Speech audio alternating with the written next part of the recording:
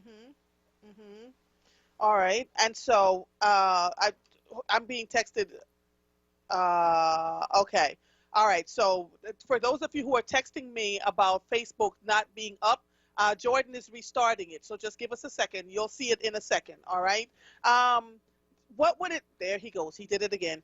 What would you say then for in COVID times? What would you charge to clean a residential property? So what we do is we actually look. Usually we come and do an estimate just because home sizes vary. Yes. But what we also have been doing because of coronavirus is we've been accepting people taking photos and sending them over to our email or texting them over to our phone number where we could be reached at. And, just being able to give people a range and idea and then being able to go forward with the process. So if anyone out there is interested in COVID safe, trying to get their house cleaned or anything like that, that's always an option where they can reach out to us that way. Mm-hmm, mm-hmm. All right. So then again, I'm going to ask you, what is the average cost? Just give us an average cost, because there are going to be some people who want to know, and I'm doing this on purpose because there are folks listening who are going to be like, well, that's average. All right. And if you come to the house and it's a little bit more, then they're fine with that. But there are plenty of folks who are dying to have somebody come and clean their house and do it safely. So what is the average cost? Let's say this: people don't stick it to me, but I'll definitely we'll say around about 175 to 250, depending on if it's a one-time thing or if we're doing something reoccurring. We can work things out, but it's really a cost-by-cost basis and the condition. So we reach out, and we could definitely, work something out. We could talk. Okay. Do they do it? Are the cleaning services by the hour or by the house? So it's by the house and directly by the job. So say somebody, this is why I kind of stay away from giving exact prices. Right. If somebody wants us and they just want us to come do their kitchen and just do a deep clean of their kitchen, that might be something like, it could be 150. It all depends on what's going on in each individual situation. Right. Got you. Absolutely got you. That makes sense. That makes sense to me. All right. So let me see now. You do house cleaning, you do window washing service, you do carpet cleaning. We do it all. We do it all over here. We do carpet cleaning. We do inside and out. We do pretty much. You're breaking up, honey. You're breaking up. I said if it comes to cleaning, we do it. Yeah, you're breaking up again. I'm telling you, this is the thing about live radio. It's so hard. Where are you, John? I'm actually in East Oak Lane today. Oh, okay. All right. So, You getting me better now coming in? Yes, you sound better now. And the houses in East Oak Lane are like so dense, can't get anything out of them. So, all right. So, wow. Are you now? Wow. I love you. This is so good.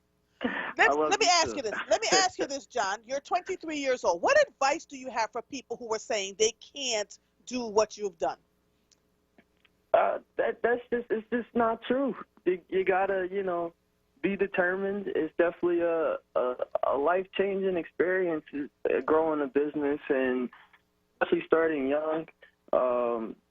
You might not feel like you have all the right pieces, but definitely give it a try and don't be afraid to fail. It could be, it's like the same thing with stocks. You can have a good investment, you could think you're going to do well, and then you do great. Or, you might not, but at the end of the day, you still tried and you had a good run no matter what. And you're probably going to learn so much more about yourself more than you do about business. What are some of the trials that you've run into, and what are some of your triumphs? What are some of the things that made you so happy? And what are some of the things that made you go, oh, Lord? Well, I'm calling in from my house. I did just recently purchase a house off of the You better come on with it. Yes. I'm super excited about that. As far as things that have been difficult, it's been difficult trying to keep people paid during COVID, all of the people that are depending on me. And, taking care of my people, because that's really what's important. Without a team, you can't. It's not just me on the phone. It's me speaking for all the people that work with me, and all of us here at Tuskegee Cleaning. We are a team, and I'm just so happy to be the face. How many people work for you right now? So I have 4 people that are kind of full-time-ish. We keep it real small, but it's a tight-knit group, and we really do to our customers. How did you end up choosing the 4 people? Because sometimes we get into business and we choose family and friends because they, come on, man, give me a job. How did you end up choosing the 4 people that you chose? I'm rubbing my hands together as you say the question. A lot of hiring and firing and figuring out what works best for our company. That's really what it takes, and I feel like that's probably something that's going to continue into the future. And they always say it about business. The hardest part is finding good help. But I'm happy with the people I have, and I hope that we can continue in the future to bring more good people on board. Yep, I agree. I absolutely agree. Oh my gosh. Wow, 23 years old. 20. Where are your parents? My mom is listening. Tell your mother I said I am super proud. Super proud. I appreciate that. I'll be sure to let her know. Wow, this is awesome. This is so awesome. We have young people that are out here, talking about the fact that, what are your long-term goals? My long-term goal is definitely to get into international business and also continue with the cleaning company. But business has been a thing of mine for a while now, if you can't tell. But I just love to do business, and I hope one day I'll get the opportunity to be a CEO of a major company. Throwing it out there. Okay, there you go. Because it won't work unless have you done vision boards? I try. I try with my magic eraser. Yep, I try. Yeah. I try. So, it works for some people. It really should work. So I would suggest for you, in terms of a vision board, not just using pictures, but just writing out what your short and long-term goals are. If you have listened to me on the radio, you'll hear me say, in my living room, because, folks get real cute and they put it up in their office space, or they put it where no one can see it. I put my sheets of paper on the wall leading out the front door. So every time I walk to the front door, I have no choice but to look at all the goals that I have put up, right? And sometimes I get a marker and I write, okay, I accomplished that goal. Let me add something else here, or let me, adjust this goal to make sure that I add this piece to it.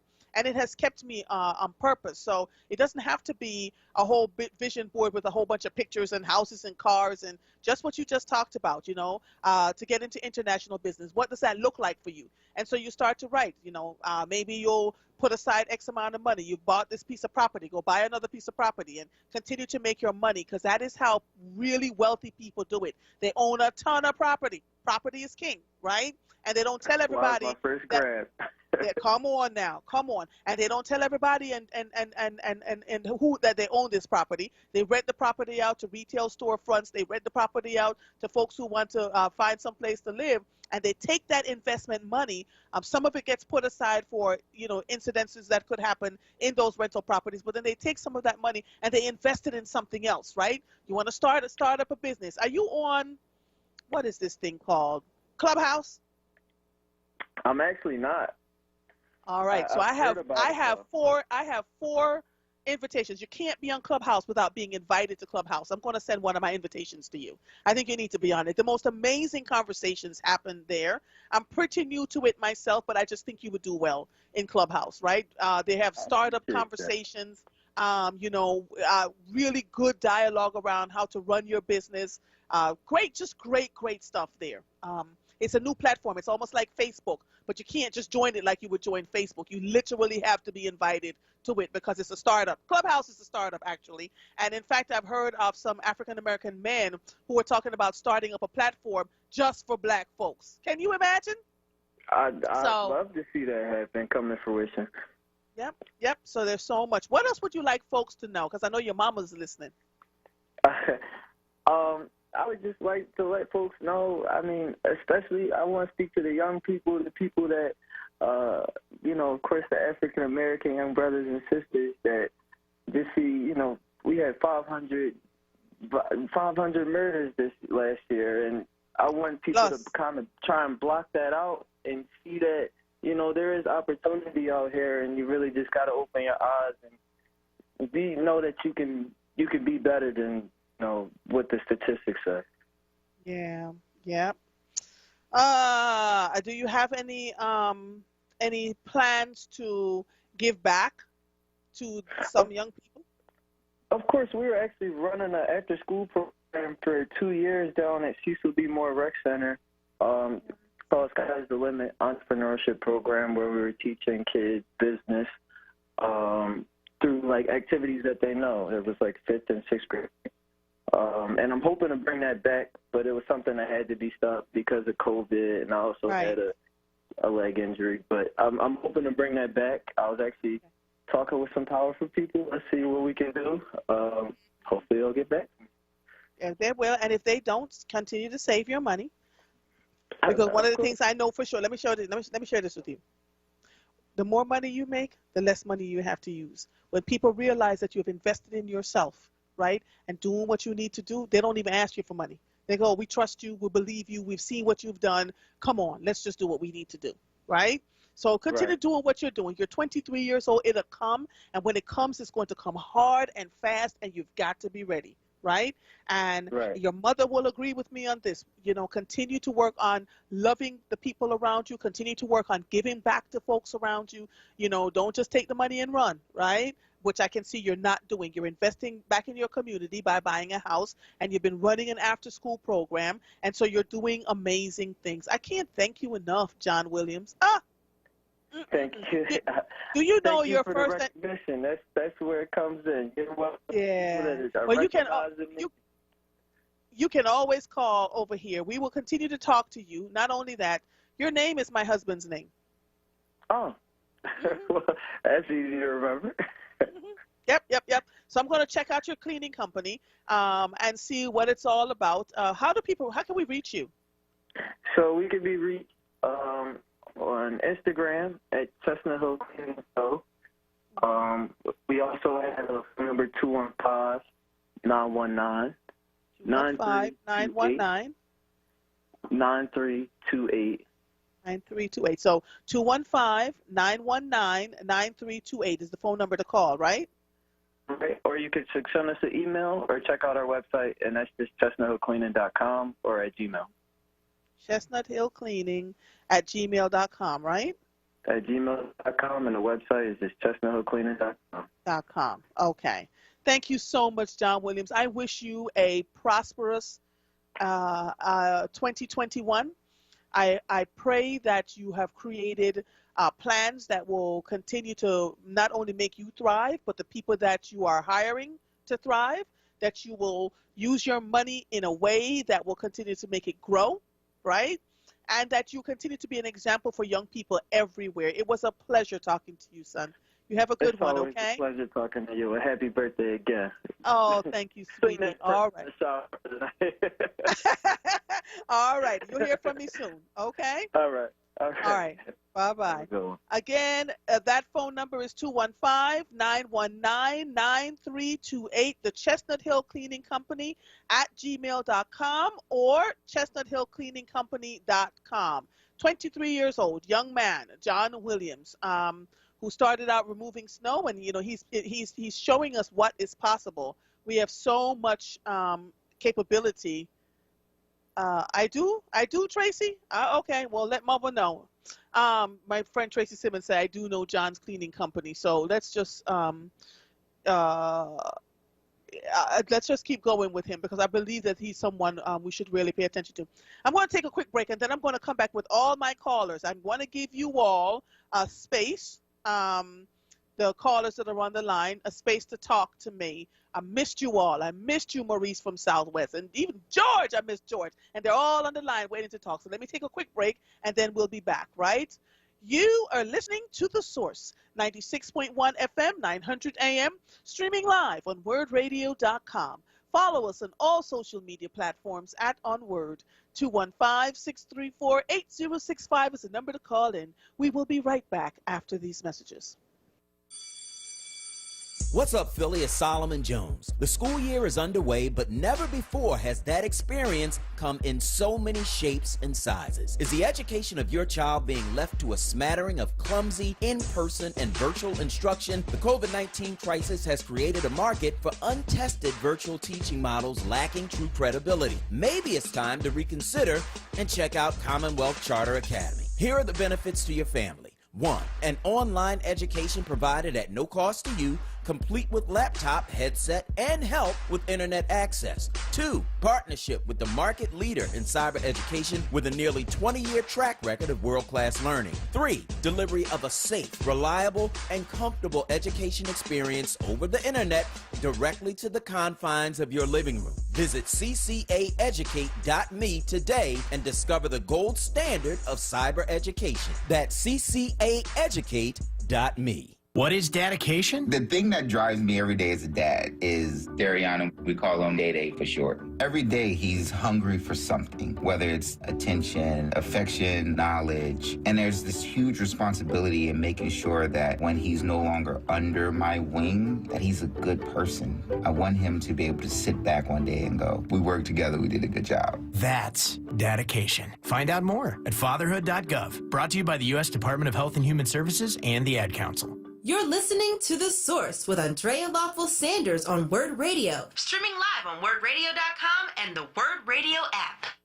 Welcome back to The Source. If you're just joining us, I had on the line with me a 23-year-old entrepreneur, John Williams, who is the owner of the Chestnut Hill Cleaning Company. Young man who is just affable and humble, doing really well. We talked about, his cleaning services. If you want to call them, 215-919-9328 or ChestnutHillCleaning.com. Great young man. Just bought a house, he said, too, at the age of 23. So I'm so excited about him. So let me move on now. Let's see who Jordan had me with first, because, I'm going to take them in order of how Jordan sent them to me. Maurice from Southwest. Happy New Year, sir. Happy New Year and happy birthday. Thank you, sir. How are you doing? Did you miss Mother? Oh, yeah, I was really bad when you was gone, too. What did you do, Maurice? I was tearing apart state reps, clergy. I was tearing them all to pieces. Lord, did not tell you to behave yourself, Maurice. That's what turns me on. That's what makes me happy.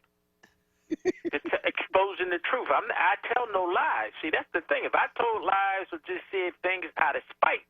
See, even though I talk about these people, I still love them because they're black people. I still love them, but they need to help us because we're in bad shape, and they acting like things are just okay. I cried New Year's Eve because when you hit 500, it don't make no sense. You're right. You can't take that and say, oh, that's okay. And it's a combination of things. We can't police our way out of it. You keep going to the police and keep talking about guns. If they have guns, they have knives or sticks. Because this city is actually in crisis.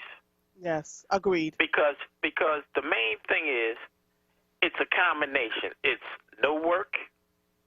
There's no affordable housing. There's no education. You put them top three together, and you got a quagmire, and then on top of it, you put a deadly disease on top of that. And the people are, if you're sitting at home and the baby's crying and your wife is not giving you no love, and she says, we need some money in this house, you might not want to do something. I'm not even talking about murder. I'm just talking about doing something that you naturally would not do. You're desperate. Yes. And then when there's no money and you go to your city official and you say, what you going to do about it?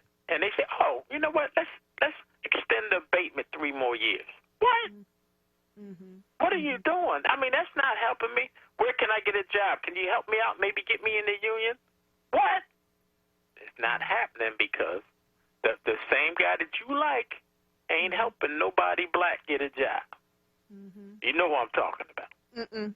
Brian Boyd. He's I not need to get helping Ryan nobody Boyer back on here. Okay. because he does a lot of talking, but he says a different thing that he says on this station than he says on 1210. Because I listen to them all, and he's not saying he's offering apprenticeships down there, but up here he's complaining that black people don't know how to read a ruler. The reason they don't know how to ruler is because you're not opening up a training center to teach them the basics on how to read a ruler, how to hold the level, how to show up for work an hour earlier, how to stop at a thrift store and get yourself a white shirt and some black pants and a clip-on tie, and know how to speak to people. This is the things that I teach people in my neighborhood. I got a lot of guys' jobs. They know me from the prison, and they know I'm a straight arrow because they know my mother, and they know my mother don't play. So they know that I was under a tight leash. I was one of them guys similar to another host on here that was on the porch with the corduroys in the summertime blowing bubbles because I was scared of my mother. And she saved my life several times by just following her guide. You know, think about it. How many children today actually sit down and eat dinner with their parents? That doesn't even happen anymore. How many times on Saturday do you hear a car with cans behind it? Because everybody used to get married on Saturday. How many times do you see that anymore? You don't see it. But guess what? That you're back, maybe we can start seeing these things again. Because you put that young man on before. I was so proud to listen to what he has accomplished. And that, you know, that gives us hope when we think of the youth as not doing anything, to hear that a young man, and I thank his parents, to give him a drive, to let him know that everything is not free and everything is not handed to. If you want something, you got to work and get it.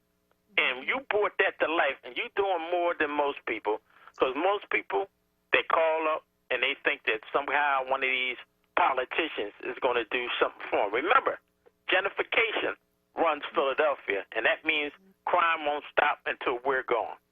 I want people to think about that. And the money that they spend, that's our money. That's not their money. That's our money. They are public servants. Get it in your head. All them people down City Hall, all them state senators, all those police officers, they're public servants, and they need to start acting like it. And I love you, Mother, and happy birthday. Thank you, honey. Bye-bye. Lord have mercy. They came out of the gate. Victoria Green, are you there? Yes, I am, Andrea. Thank you so much for waiting. How are you? I'm fine, especially since your birthday today. Happy birthday. Thank you. And my birthday is Wednesday, the 6th. Oh. So we're both Capricorns. You know what that means, right? Yeah, Capricorns don't play, right? No, ma'am. No, ma'am. You lock horns with a goat. You better be careful what you're locking horns with, right? Exactly. We are very hard workers, very determined at what we do. You know, you can't outwork us because we're literally going to work, you know, no matter what's going on. So, yeah. So happy birthday to you when it comes. Let me say this. I worked for the prison system for 20 years, and my son was murdered, and I started a nonprofit after his name. His name is Emir, and it's Emir Healing Center. Emir Healing Center? Yes, and we work with families who have experienced a homicide. So can you give me a contact information for them? Yes, we're at 59 East Haines Street, and our phone number is 215-848-4068. Oh, Lord. First of all, I'm sorry to hear about the passing of your son. Don't tell me it was violence that took him. He was shot in the back 7 times. He was 20 years old.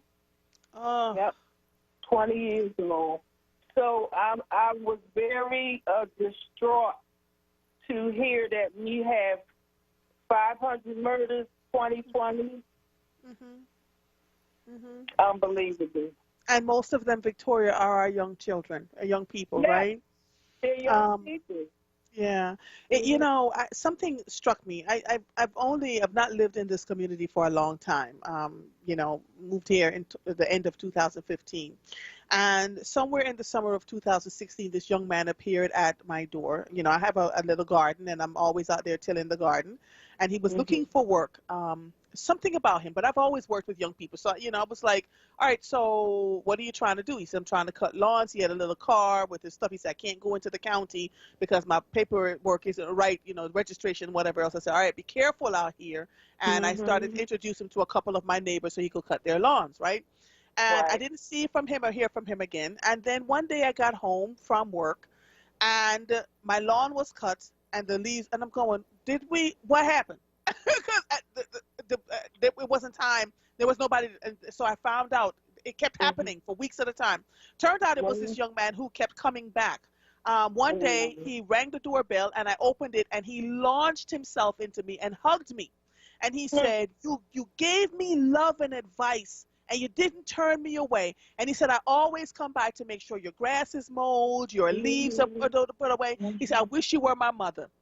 And in that moment, Victoria, I realized that these children are just young people. He's 20-something years old, looking for somebody to make sure that they're okay, just for somebody to give a diggity dang about them, right? Right. He disappears for about 9 months. I'm worried. I can't find him. I don't know what's going on. He comes back and he knocks on my door, and I said, where were you? And he said, I got locked up in the county because I drove my car there. And I felt so ashamed. I kept seeing your face. So he said, when I came out, I made sure my papers were right? And I'm back at doing what I'm doing. And so that's the thing. It's that love that they need. They're going to make mistakes, right? We want to make sure that they're okay. But when they feel like somebody cares about them, outside of their mother and their father, Victoria, it really makes a difference. It does. Andrea, I tell you, in my community, when I'm walking and I see a young man or young woman, I speak, hi, how you doing? Yep. And at first they look at me like, it's crazy old woman, but I keep doing it, and eventually they speak back. How you doing? When they say, how you doing, Mom? I know I got them. Yes. I know I got them. And then I can ask them, how are you doing? Where you been? You work, we become a relationship. We get in a relationship. Yep. Because they know somebody cares. Yes. And that's what I'm talking about. So, for those of us who have great jobs and are driving decent cars, and we're seeing young men and we know who they are in our communities, say hello to them. Say good morning. Say, when some of them, after a while, they even speak to you. One saw me, my neighbor's sons, and when I first moved here, they were looking at me like side eye city. Like, who is this Hasidity? Because, I would go about my business. And in fact, most of my neighbors don't know what I do because I come and go about my business, right? And one day we were cleaning out the house, and there was a big dumpster, 30-ton dumpster sitting in the driveway, and I ran up to it and vaulted into the dumpster. And he said, did I just see you do what I and I started to laugh, and I said, yes, I can lift, and that's how we began the conversation, that I could lift all these kinds of weights, that I lifted a 400-pound bar, that I can flip a 300-pound tire. And he was like, how old are you? He said, are you 20-something? I said, no, I'm in my 50s. He said, you better stop lying. But as a direct result of that conversation that summer, Victoria, every time they see me, how you doing, miss? We're looking out for your garden. It really is about developing those authentic relationships with people, Exactly. Yeah. So before I go, Andrea, I follow you on Facebook. Yeah. And I can't ride a bike like you can, but I've been doing my stretches and exercising. Yes. So you inspire me. Oh, thank you, Victoria. So here's what I'm going to tell you, because before I started riding my bicycle, I was walking all around the community. I was doing 5 miles with my mask on, But the other thing I want you to think about is just sitting on your floor and taking deep cleansing breaths, Take care of your soul, honey. Take care of your soul. You see, if you're following me on Facebook, then I'm talking about really taking care of my soul. You know what I mean? And loving myself so that I can continue to do what I am doing. I am super proud of you. I make sure that we let people know. Are you watching on Facebook now? No. All right. So there's the Word TV. You'll see it on my page when you get there at some point today. Put in Amir Healing Center and put in the address for them and the phone number so that people can call if they need support. Okay? Thank you. All right. Love you, my sister. Mwah. Love you have a too. good Take one. care. All right. Bye-bye. All right, George, how you doing? Fine, Mama. How you feel? And as my seniors always say in the complex, she's back. And thank God that you are back. You know, it's hard for them to fill your shoes while you were gone. You know, it's like, I don't even want to get into that. You know, but like I say, I'm glad you're back. Happy birthday, God bless, and all the rest that I may have forgotten to say. But, you know, the thing is that you have to watch a certain station tonight. I don't want to say anybody's station that don't do anything for URD. They don't spend money there, so I'm not going to give them no shout-out. But you have your police commissioner who's going to do an interview there, but she never goes to black station. She makes sure she runs down the dial when they call. She had every beck and call. She got her taps on, and she there. You know, bells ringing. And, you know, over the holidays, I talked to a few crazy people that asked a crazy question: why is it that I only get on black elected officials? Because I'm only dealing with black elected officials because I'm black. And in most instances, the white elected officials take care of their people. So therefore, what is there to complain about? Even the mayor will sit there and tell you that most people come in his office looking for themselves. They don't look for their constituents. Even elected officials. What can you do for my nephew? What can you do for my cousin? What can you do for my wife's brother? It's always about someone else. See, if people ever get the luxury of, like, hearing or seeing some of the things that these people do, then you be saying, I don't dog them out enough. Me dogging them out helps them stop doing what they're doing, you know. But in some instances, that ain't good. But you have 500 and something deaths, and the mayor gave his marching orders. If you don't have anything nice to say about the commissioner, don't say nothing at all. And, I mean, he ran down his list, and you know what they better not do? You better not say anything negative. If you can't give her a positive review, keep your mouth shut. Don't say nothing. Don't talk about how many people then got banged, how many people got killed, whatever. Keep it to yourself, and if you got to go for a rating or something, make sure it's a positive rating. And these fools know who I'm talking about. Don't come giving her all this praise and all this here. If you can't praise her and, you know, kiss up to her, don't say nothing. I'm telling you, watch. If they got enough heart to come on here and say something negative, trust me, they'll be cut off. They know it. They'll be cut off. Now, those special Negroes, you'll find out who all they are. You know, this is going to be the year that all of them be exposed, always talking all this real gangster, revolutionary stuff. We're black. Watch these super black people who are always talking this super black stuff. They're whiter than any redneck you know in the room. And like Kenny say, he can buy them as cheap as $250, no more than $2,500. So far, it's true. I mean, everybody be talking about they don't like what I say, but I don't see them sitting there saying anything. The solution, well, what's the solution, George? That's not my job. It's not my job. It's none of my business what the solution is. I know you have a job. And if you're ineffective in your job, you get fired, right? If you don't do your job, you think URD going to keep you? You have more positive ratings than anyone there. So, you know, it is what it is. We'll see. And like I say, may God bless. Happy birthday. And I'm glad you're back. You have no idea. I don't even have to take no those headache, what they say, Excedrins or whatever they are. I don't have to take them no more. I can stop. Have a good one. Bye, George. Bye-bye. Oh, my Lord. I love you all too much. This is what I miss. Bobby from Southwest, how are you doing? I'm fine. Happy birthday, baby. Thank you, honey. How you doing? I'm doing good. Sweetheart, I made a list, and it's not long. Because I was listening, and I wanted to speak to that. Okay. The first thing I want to, I was looking at that I don't want to do it. I was looking, I'm going to do this careful. I was on my phone, and there was a news company or whatever they call it that was posted some information, right? I want to read this to you because I'm confused. Okay. It says, temporarily, Pennsylvania coronavirus restriction expired, allowing most businesses to reopen. How do you expire a virus? That's number one. Number two, that's a twisted method for a lot of people, because if businesses are open, people are going to start saying, oh, it's expired, because that's the word they're going to take on this subject matter.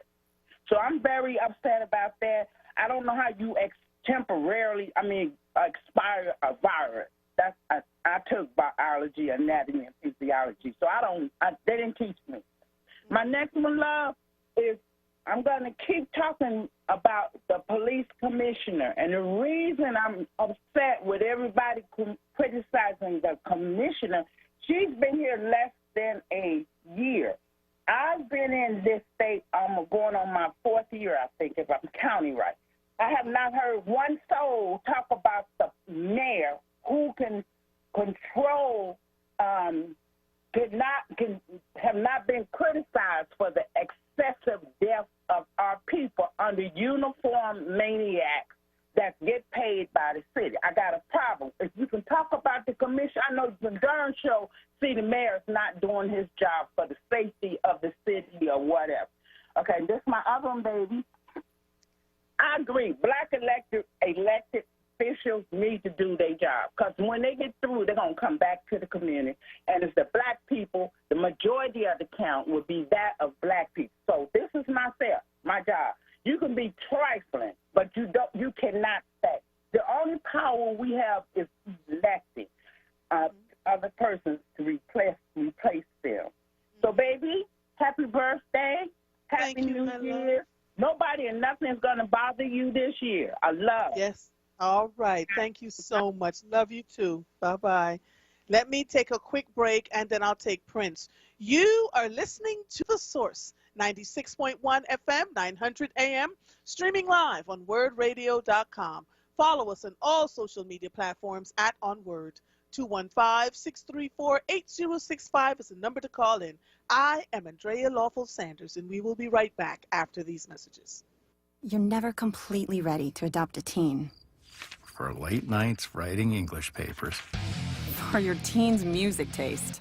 For dinners, where they talk more on their phone than with you. For the first time, they call you Mom. You're never completely ready to adopt a teen, and you can't imagine the reward. To learn more about adopting a teen, visit adoptuskids.org. Brought to you by the U.S. Department of Health and Human Services, Adopt U.S. Kids, and the Ad Council. You're listening to The Source with Andrea Lawful Sanders on WURD Radio. Streaming live on WURDradio.com and the WURD Radio app. Welcome back to The Source. I love talking to the WURD listeners. We may not always agree, but I love them. They're my people. They feel like my tribe, you know? And they've given me more information that I've been able to follow up on and get some serious answers. So don't knock these folks. Prince, how are you, honey? Happy New Year. Hey, I didn't know you had a birthday and a New Year at the same time. How about that? Yes, sir. How are you? I'm doing well. Are you familiar with a place called Hook and Reel? Sounds Hook familiar. And Reel. Located in, they say Winkle, but it's right at Cheltenham Avenue. Mm-hmm. It's inside of that where you see the new Chick-fil-A and all that stuff right there. Yes. Uh-huh.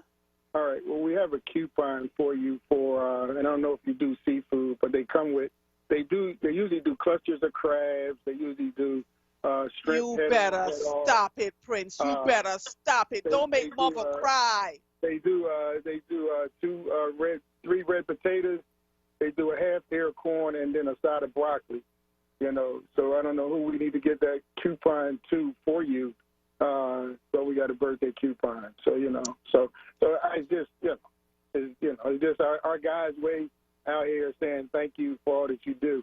I don't have much. It's just that when next time you have somebody on from the school district, if you would check and take a look, the HR department was privatized close to 5 or 6 years ago. So it's not in-house. You know how you hire people in-house for your company? Yes. Well, Yes. they outsource that human resource department. So you might want to ask them to follow through on those. That's why you get more people in there who don't have the intimacy with the city, because that's been outsourced. That's just one thing. And when you look at politicians, there's not one politician on the Democratic ticket who has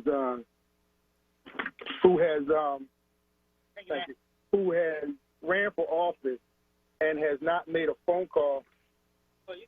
And has not made a phone call to different groups throughout the city and say, how does my numbers look?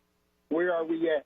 Can we get those folks in public housing to do we need to get more of them out to vote? Or so what Donald Trump has done, and I'm not defending Donald Trump, I'm saying is just that people keep selling us different narratives about stuff that have no real relevance to us, because for years Democratic politicians do the same thing. They'll call representatives or they'll call their ward leaders and they say, look, looks like we need about 15 more votes coming out of such and such area.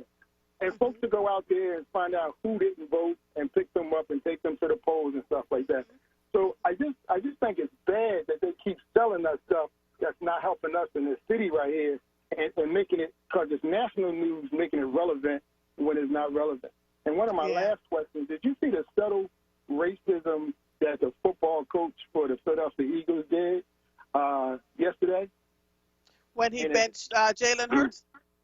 Yeah. So let me just show you how sports works. When I'm coming out of college and I'm coming into the pros, the biggest check that I might obtain is my signing bonus. Everything else is incentive, right? And so if I throw a touchdown, I may get $100,000 for that. If I run a touchdown, I may get $125,000 for that. If I get a certain amount of yards, over 100 yards throwing and running, all of that is incentive. He just cut and sliced this 22-year-old's pay on that day so you don't get any incentive. This third-string quarterback came in, fumbled the ball, threw an interception with minus yards. They don't take money away from you when you have a bad day, but they give you extra money if you have a good day.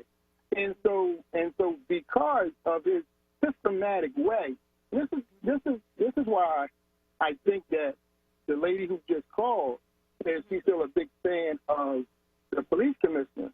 And so certain tell stories, when I'm young and I'm a young entrepreneur, certain tell stories speak volumes. Like she's never owned a business before. Now, I'm not saying she did or didn't. I'm saying usually if you own a business and you hire somebody to produce and they don't produce, you let them go and stop the bleeding. Right. And so you're spending taxpayer dollars. She hasn't done a good job. This is her reputation. When she leave us and go somewhere else, they're going to say, well, where were you at before you came to us? Well, I was in Philadelphia. Well, how was things under your reign?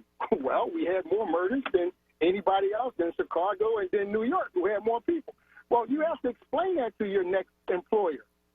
You understand what I'm saying? So when people keep saying, well, he's only been here a year. No, you can't do that. You can't discredit the young minds that's coming up that are entrepreneurs. And the kids you had on there today, yes, his story is similar to mine. We started moving snow and cutting grass indoors because we were from public housing in Schuylkill Falls. So we went where we knew people had, some money. The Jewish woman said, if you do a good job, I'll tell all my friends. If you do a bad job, I'll tell all my friends that the guys from the project don't do a good job. And so for the last 26 years, you know what the name of my company, who has successfully obtained a bond of $5 million and can bid on every job and any job from Maryland all the way down to Virginia to Ohio. You know what the name of my company is? It's called EOT Ventures. And EOT Ventures stands for Everlasting Source. Because whatever I do, you're going to know about it and you're going to have an opinion about it one way or the other. So once again, give us some directive on how we get to this coupon. Make sure that you can accept the coupon because we don't want to get nobody in trouble in 2021. I'll find out if I can accept the coupon. Right. That was the thing that I was thinking when you first said it. I was like, oh, I have to be careful here. So and we want to tell us how we need to in your 3-hour time slot how we can help. Like how can we get more advertisements? How can we get, folks to advertise? How can we get smaller folks to advertise? Tell us how we can help you. Now, we don't ask of this from anybody else on the station, so it doesn't matter. But if you let us know, then we can pour some resources together and advertise. Because they keep saying buy black, but black people ain't pour their money together and say I'm selling underwear or I'm selling socks, or I'm selling sneakers. So they need to collectively, and the marketing team there needs to reach out so you can do a collective package.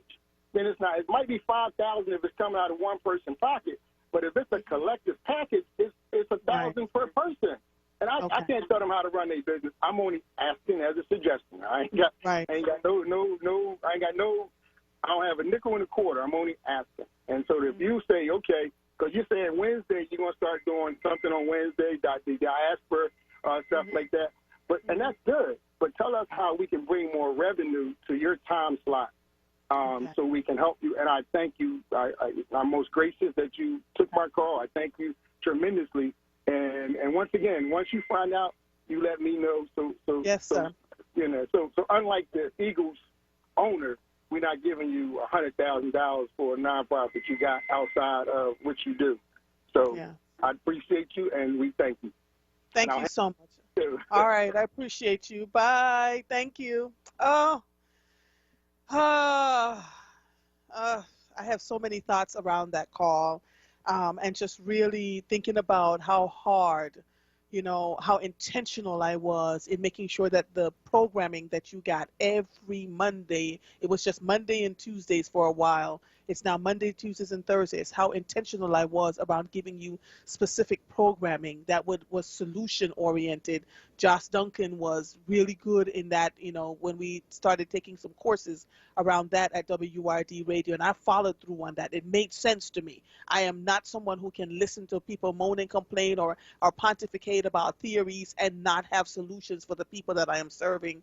And then Dee Patel came on and, said to me, you are not only really good at what you do, she says, you have a presence with people and people like you, and that is important. And so she's given me some pointers. See, the thing about leadership is that you have to be open to getting feedback, and not feedback that is petty and catty, but feedback that helps you to grow and to thrive and to make where you are grow and thrive. So to the WURD listeners, I'm so grateful, which is why I'm working on my birthday, right? Because I've not worked on my birthday in years. I just needed to know I would go to a spa. I was in Puerto Rico last year, flying on an ATV, came back on the 6th and worked at the WURD. I was not working on my birthday. But because all of you have been so good, I figured that one of the greatest things I could do today was to work on my birthday and to share this day with all of you. Jacob, how are you, sir? All right. Peace be unto you, sister. And I got to say happy birthday and happy New Year. Thank you, sir. Thank you. Well, we're thankful that we all made it through. And I'm looking for 2021, the end of it, we might start being able to have a little more fun, Yes, yes. I'm telling you, we got to do what we got to do now. But I'm looking forward to these vaccines coming out that will sort of get things back to some kind of normalization.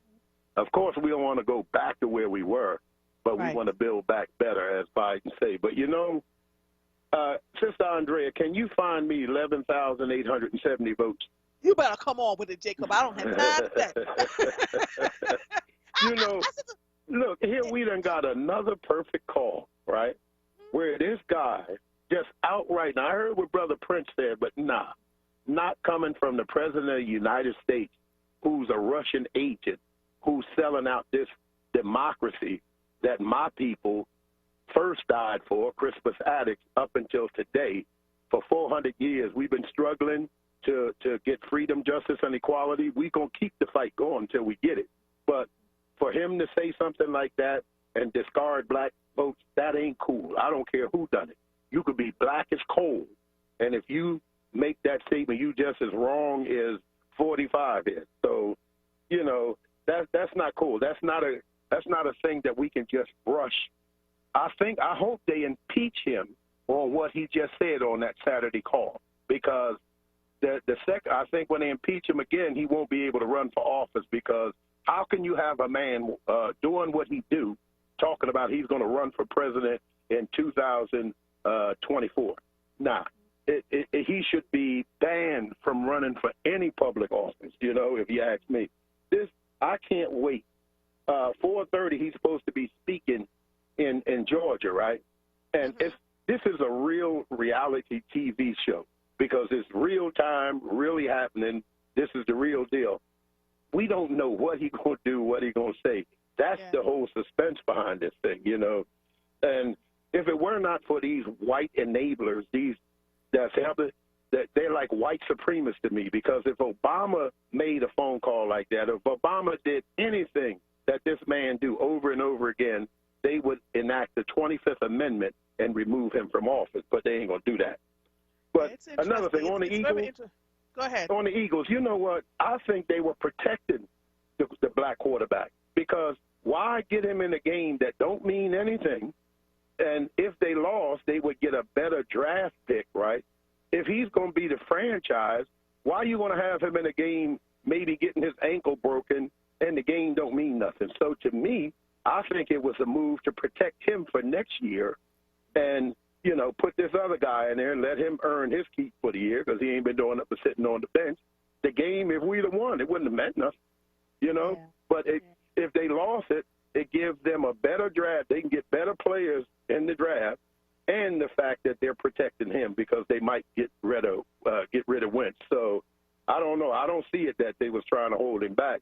I think they were protecting him. So, but that's all. And I hope you have, when you go home, that Mr. Sanders have everything in place for you on your birthday, and we thank you for working on your birthday. Thank you, my brother. You have a good one, okay? All right. You do the same. All right. Bye-bye. All right. Bye-bye. You are listening to The Source, 96.1 FM, 900 AM, streaming live on WURDradio.com. Follow us on all social media platforms at onWURD.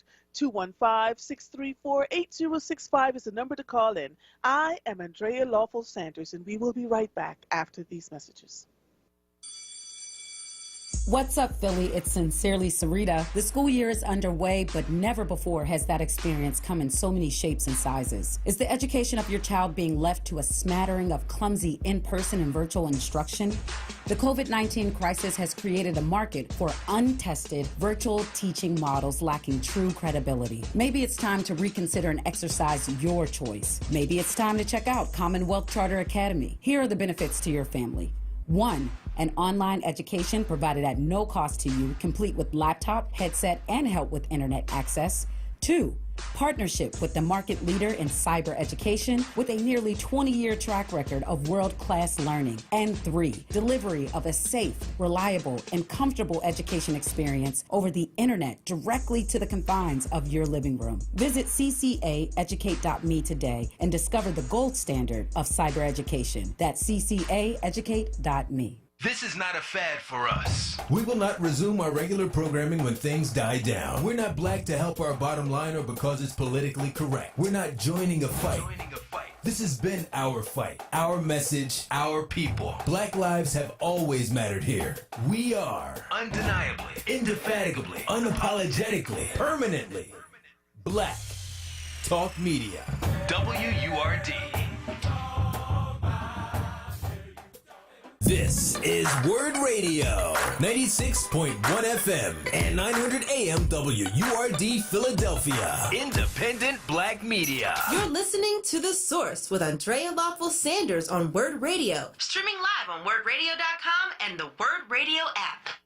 Welcome back to The Source. This was just sent to me at the request of the state senators Anthony H. Williams, Sharif Street. The Pennsylvania Senate Democratic Policy Committee will hold a virtual public hearing on the impacts of COVID-19 on the communities, employees, and inmates related to the prison state system. The senators will focus on legislative strategies for supporting the state's correction system. The Senate Democratic Policy Committee is chaired by Senator Katie Muth from Berkshire, Montgomery County, and the hearing is scheduled for this Thursday, January 7th at 11 a.m., and it will be live streamed on Facebook and on the website. So This was from Senator Sharif Street. He probably didn't even know I was going to read this, but this was just sent to me. I am now going to pivot over to my next guest, and I'm telling you now, this is about to be a real interesting conversation because I'm going to talk to him like he and I in my kitchen cooking some air-fried chicken and talking about world affairs. Christopher Flood the Drummer Norris is a professional journalist, editor, broadcaster, and drummer, currently serving as the community contributors and engagement editor at WHYY. Norris joined the public media company in November of 2019 after spending a decade as the CEO of TechBook Online. I got to tell you, TechBook Online was the first person that hired me to write for them. Nobody knew that. Small world. A grassroots news organization that focused its coverage on police, politics, and protest. In the years since joining WHYY, Flood has created, co-produced, and hosted 2 WHYY TV specials, Police Reimagined and Neighbors in the Crossfire, and I was a part of the Police Reimagined conversation, and increased WHYY's visibility in Philadelphia and South Jersey through innovative engagement methods such as the creation and hiring of community curators. Chris. Happy New Year.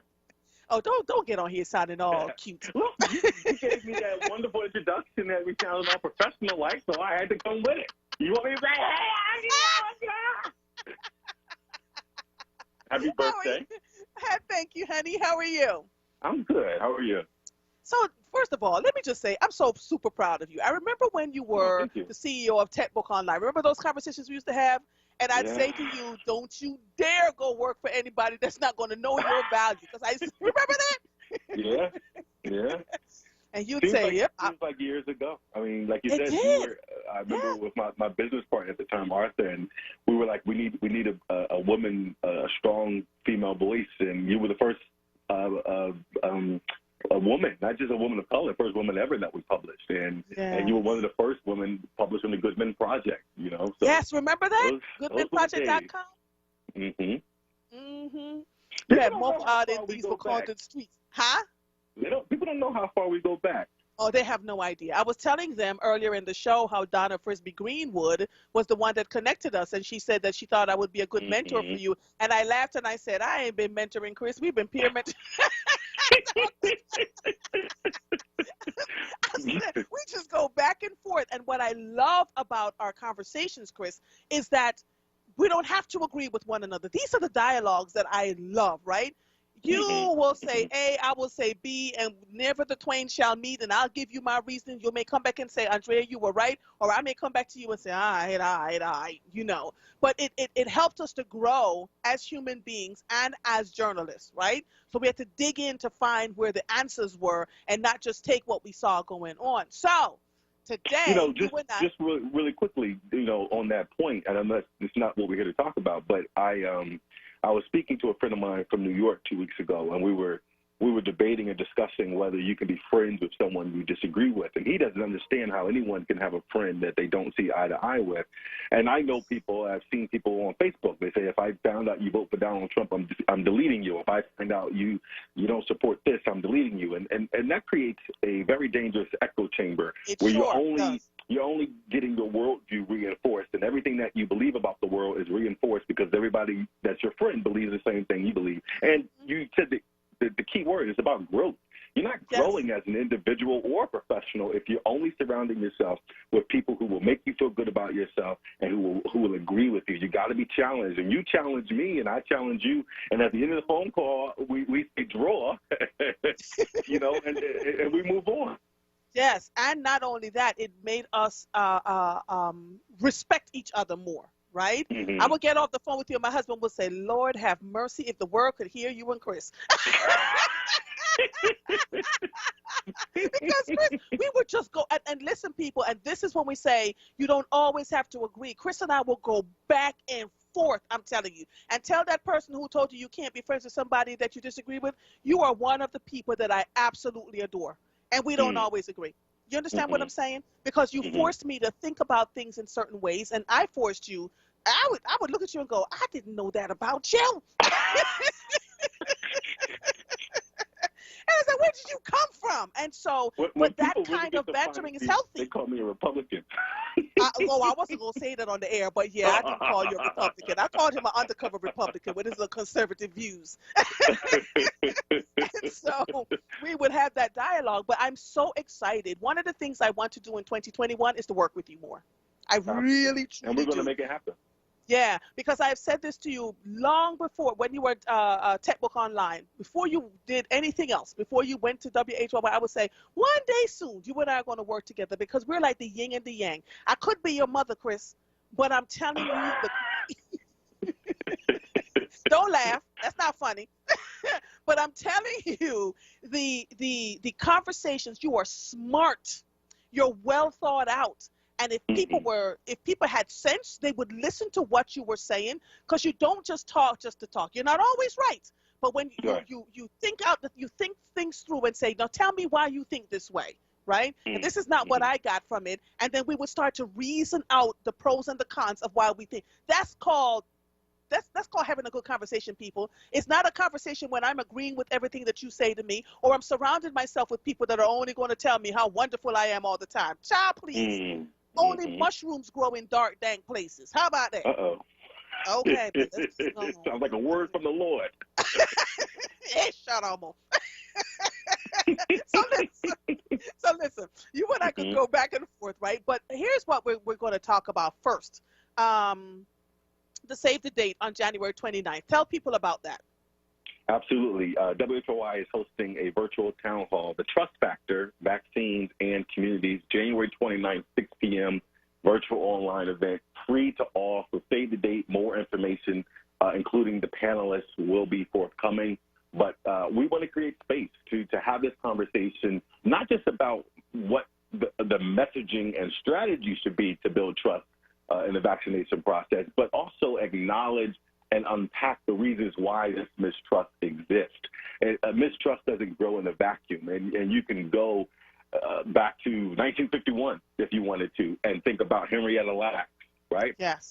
When her cells were stolen and exploited for capital gains and for social status and for innovation, and her family received nothing, right? I mean, you can go to the Tuskegee Experiment and look at that. You can look at the yellow fever epidemic and the process with the medical community thinking Black people don't feel pain. And so the one thing I did as I was researching this, I don't know if a lot of people know this, but the Tuskegee Experiment was started in like 1930, like 31 or something. It wasn't shut down until an investigative report came out in 72. Right?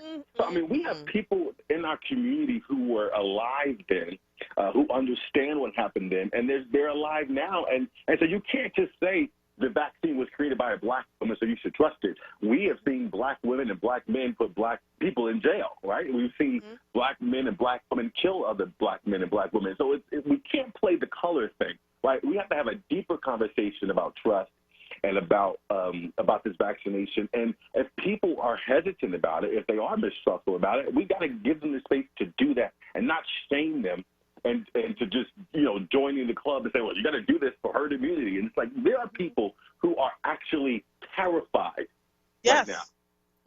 And you take all of the stuff that we talked about with Henrietta Gates and the Tuskegee Experiment and yellow fever, you take all it off the table, and we could go in the last 10 years, both in the medical and in the political realm, and find reasons why people are distrustful of anything that comes out of this government.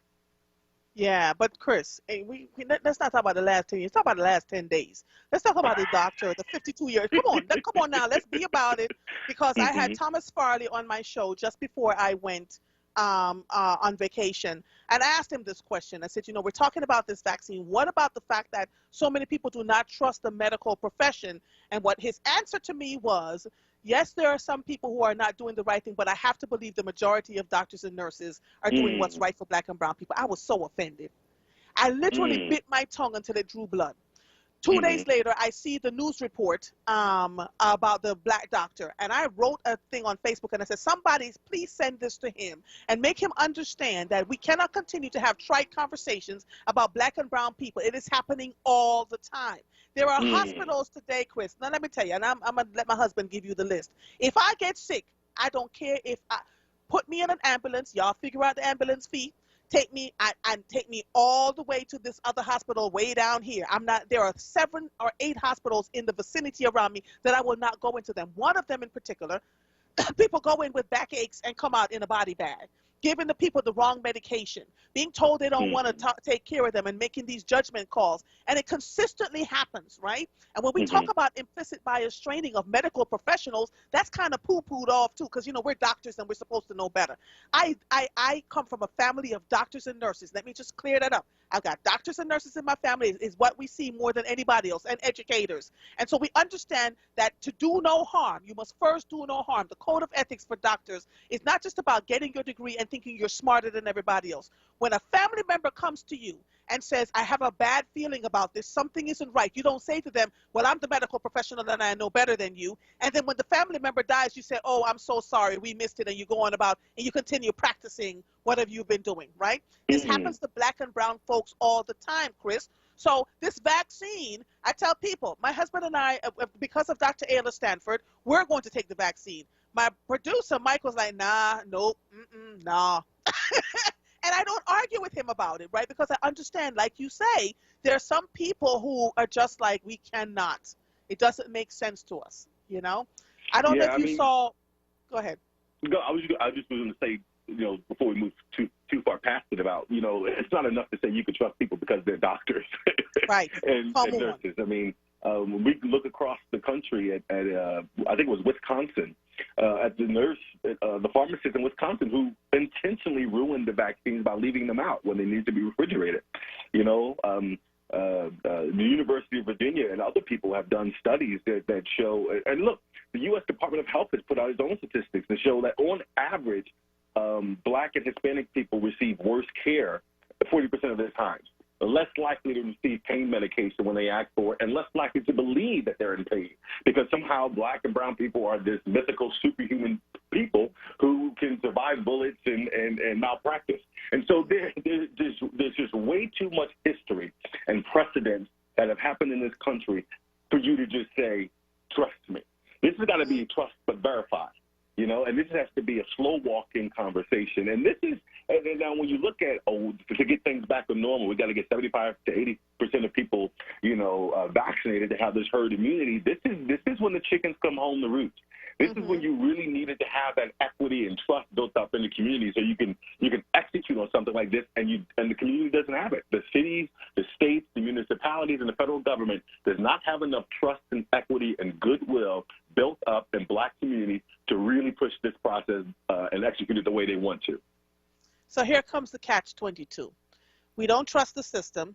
We're the ones that are most impacted by COVID-19. And of course, we now have a new virulent strain that is even more easily transmissible.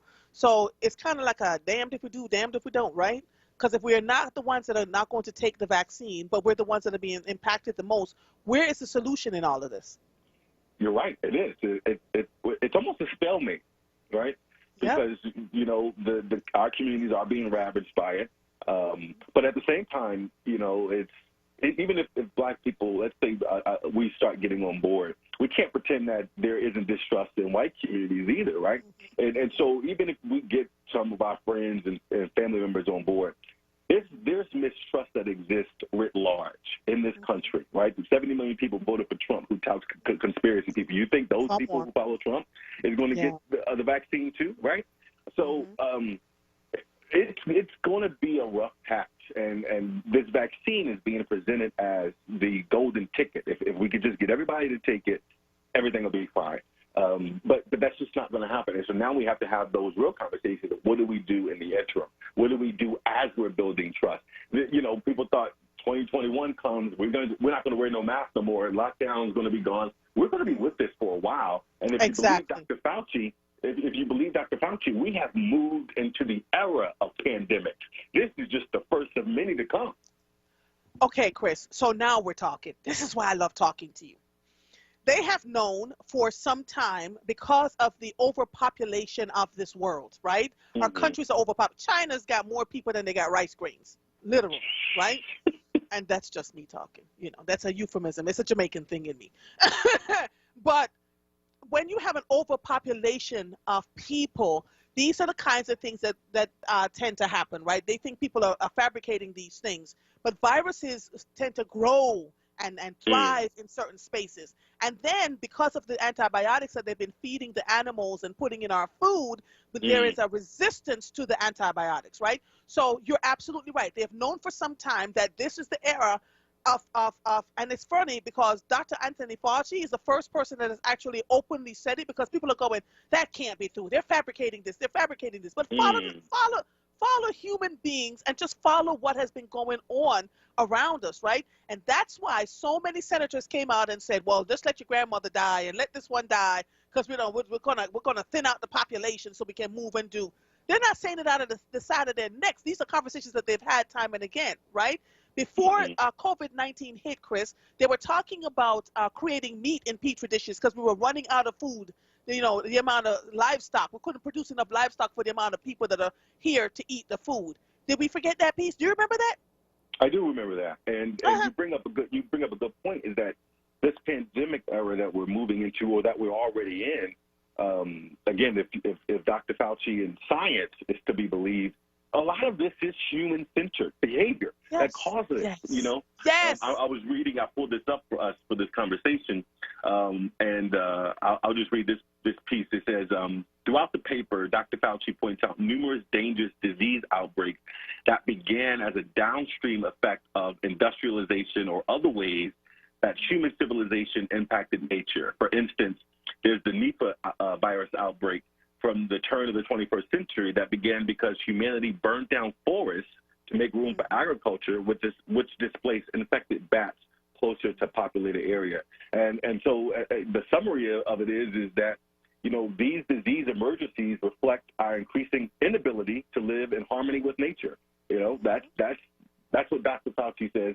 I happen to believe what he says. I happen to know that he's a long-standing thought leader in this space, who's been around since the tuberculosis outbreak in the 80s. And so we have to really think about our lives and our connection to society and nature well beyond this COVID-19 pandemic.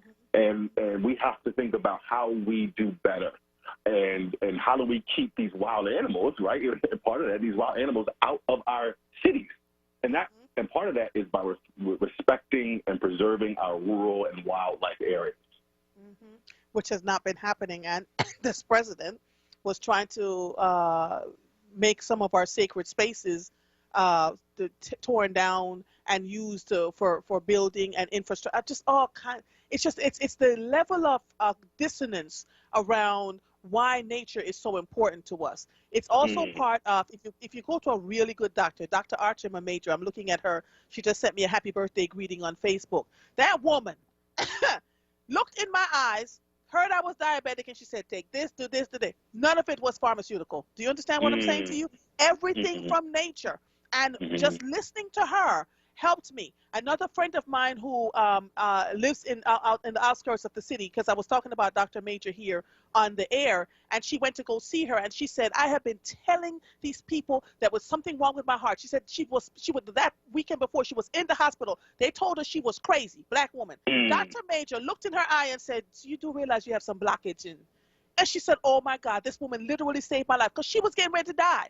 But the medical field, the people in medicine, when black people come in, you're right, they must think we're superheroes or something, and that our feelings and the things that we're going through, they don't want to do the CAT scans, they don't want to do the chest x-rays, they don't want to dig a little bit deeper. And so we distrust the system in a way that is so fundamental. When I tell you, when I walk into a doctor's office, And deserved.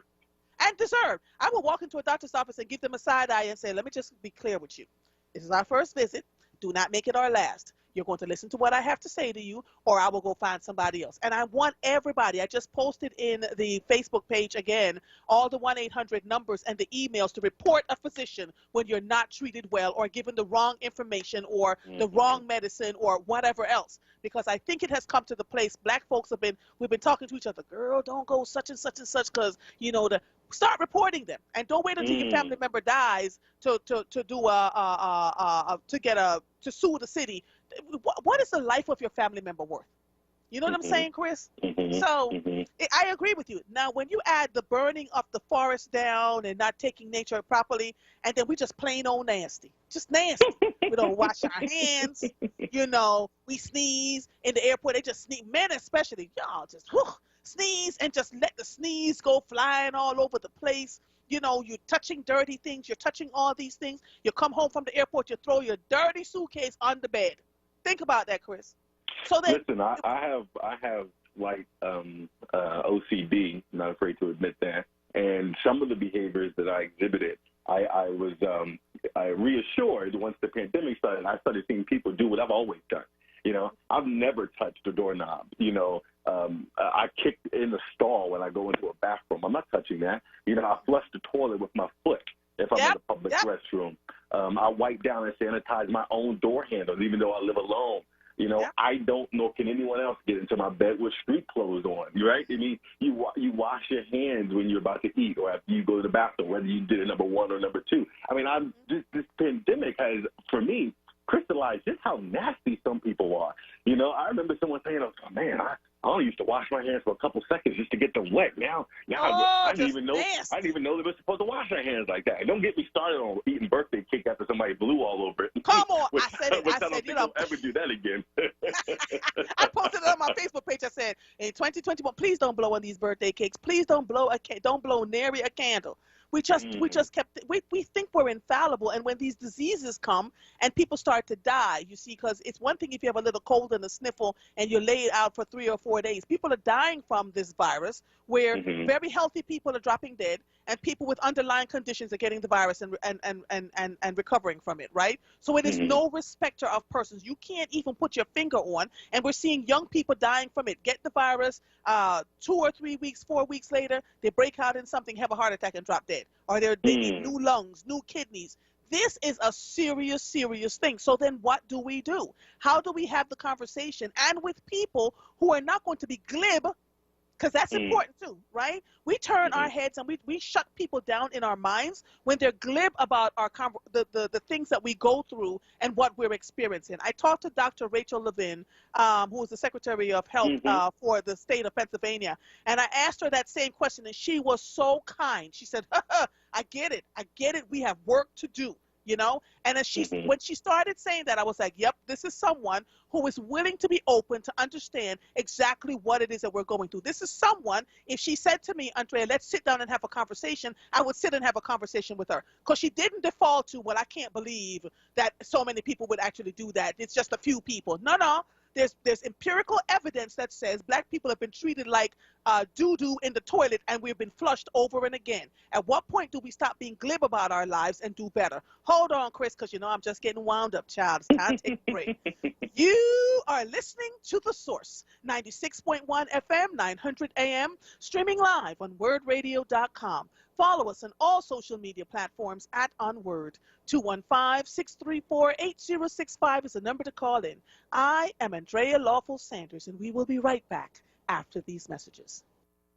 This message is from the Philadelphia Department of Public Health. COVID-19 is still a threat in our communities, but we can all do something simple to help stop the spread. It's critically important to wear a mask or face covering whenever you're in public or around others. Yes, even while social distancing. Wearing a mask shows you care for yourself and your community and is essential to slowing the spread of COVID-19. So love yourself, love your neighbors, wear a mask. You know that feeling? Like every door is closing and you just can't see a way out? Being unemployed, underemployed, or just out of school can feel like that. But when you find the right tools, suddenly everything just clicks. FindSomethingNew.org offers resources that help develop new skills that can position you for careers in today's growing industries, from healthcare and manufacturing to cybersecurity and alternative energy. Find your path to a new career at FindSomethingNew.org. A message from the Ad Council. You're listening to The Source with Andrea Lawful Sanders on WURD Radio, streaming live on WURDradio.com and the WURD Radio app. Welcome back to The Source. If you're just joining us, I have on the line someone who I just highly respect, Christopher Flood, the drummer Norris, who is now the Lord. Here we go. The Community Contributors and Engagement Editor at WHYY. Chris, check it out. This just in. The United Kingdom Prime Minister Boris Johnson orders new national lockdown as Britain faces critical moment in the coronavirus pandemic, while today Pennsylvania lifted, oh, you can go back to the gym and you can go back to the restaurants. What are your thoughts around all of this? Wow, I'm just seeing it now too. You know, and in the UK, they've been getting really strict. They, even around Christmas time, they shut things down because restaurants and businesses weren't respecting the lockdown. They were still operating, and so right before Christmas, the Prime Minister said, "Now it's all done." Right? It's hard for me to think about it in contrast to Philly, because I think or in Pennsylvania, I think there's some similarities or some differences in the market and philosophies and things like that. Going back to gyms today, going back to museums, I mean, I feel like you have to provide some sense of normalcy for people, or else they'll just completely lose it. I don't know if it's. I mean, look, this is like Darwinism, right?